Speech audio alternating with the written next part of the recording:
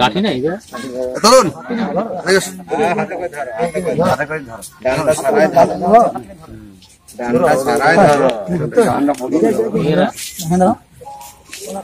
আচ্ছা, আপনার নাম?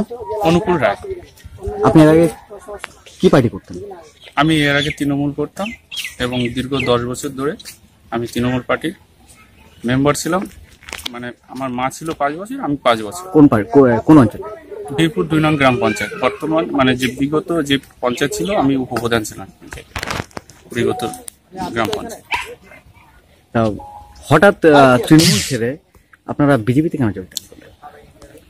আপনার এই যে গত গ্রাম পঞ্চায়েত নির্বাচন হলো, ওই নির্বাচনে যে গণতন্ত্রটা বলতে ছিল না, কারণ ব্যাপক হারে রিগিং। কারণ যে বলছে যে মমতা ব্যানার্জি অনেক উন্নয়ন করেছে, তাহলে উন্নয়ন করলে কেন রিগিং হবে? সঠিকভাবে জনগণ ভোট দেবে এবং তাতেই সেটা সরকার থাকবে কি না থাকবে তার উপরই নির্ভর করবে। তারপরে আপনার যে শিক্ষিত সমাজ, আপনার টেট কেলেঙ্কারি, এসএসসি যে অনিয়ম, এই সমস্ত দেখে আমি নিজেও একজন এসএসসির ক্যান্ডিডেট। দেখা যাচ্ছে বেশি স্কোরে যারা আছে তাদেরকে না ডেকে কম স্কোরকে পয়সা দিয়ে বা গোপনভাবে তাদেরকে ডাকা হচ্ছে। এই সমস্ত দুর্নীতির বিরুদ্ধে আমি রুখে দাঁড়িয়েছি বা আগামীতে বিজেপি করব, সেই মনোভাব নিয়ে আজকে আমি বিজেপি পার্টিতে যোগ দিলাম, ভারতীয় জনতা পার্টি। শুনলাম আপনি নাকি উপপ্রধান ছিলেন? হ্যাঁ, আমি উপপ্রধান ছিলাম। এখনই তো উপপ্রধান আছেন পদে? না, আমি গত গ্রাম পঞ্চায়েতে আমি দাঁড়াইনি ভোটে, বা আমাদের ওটা মহিলা ইয়ে ছিল রিজার্ভ। আমি আমাদের প্রাক্তন এমপি ছিলেন সত্যব্রত মুখোপাধ্যায়, উনি যখন শেষবার দাঁড়িয়েছিলেন তখন আমি আমার গ্রামের বুথ কমিটির সভাপতি ছিলাম।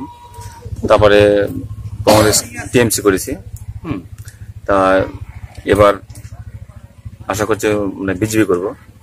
তার কারণ হচ্ছে কি, মানে প্রশাসনিক নিরাপত্তার জন্য কিন্তু এটা করছি। যে মানে মমতা সরকার যে আমাদের মানে যে নিরাপত্তা সেটা কিন্তু সাধারণ মানুষকে দিতে পারছেন। হ্যাঁ, সেখানে হিন্দু বলুন কিংবা মুসলিম বলুন, সবাই কিন্তু একভাবে সে কিন্তু করছে।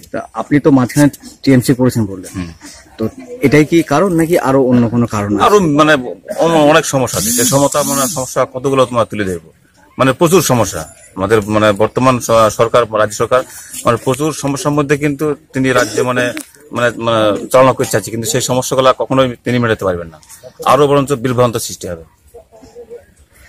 কি বিভ্রান্ত সৃষ্টি হতে পারে?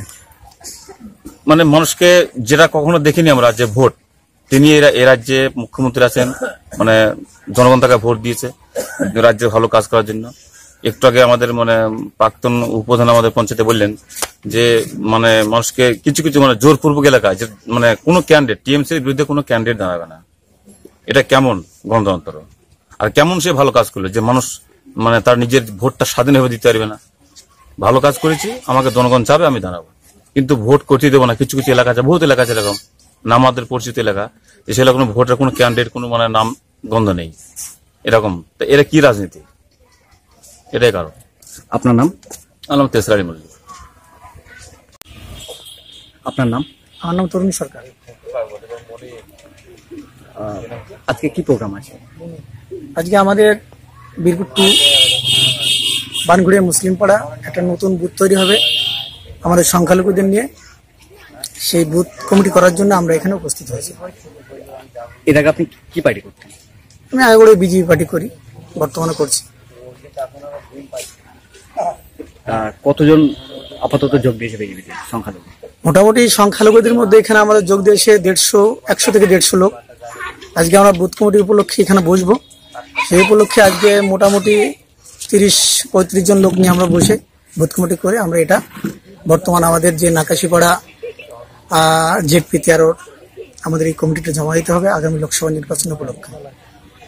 এখানে কি যারা সংখ্যালঘু সম্প্রদায় যারা বিজেপিতে যোগদান করলেন, ওনারা কি বিজেপি করতেন নাকি অন্য কোনো পার্টিতে? না, বর্তমান পরিস্থিতির উপর নির্ভর করে এনাদের নিরাপত্তার যে অভাব এনারা ভুগছেন, সেই কারণে আজকে এনারা দেখছে যে বর্তমান ভারতবর্ষের যে পরিকাঠামো তৈরি হয়েছে নরেন্দ্র মোদীর দৌলতে, সে তার উপর নির্ভর করে এনাদের বর্তমান সুরক্ষার দায় দায়িত্ব আমাদের বর্তমান ভারতবর্ষের প্রধানমন্ত্রী নরেন্দ্র মোদীজি এনাদের করতে পারেন, সেই চিন্তা ভাবনা করে এনারা আজকে আমাদের ভারতীয় জনতা পার্টিতে যোগদান করে এবং বুথ কমিটি তৈরি করতে চাচ্ছেন।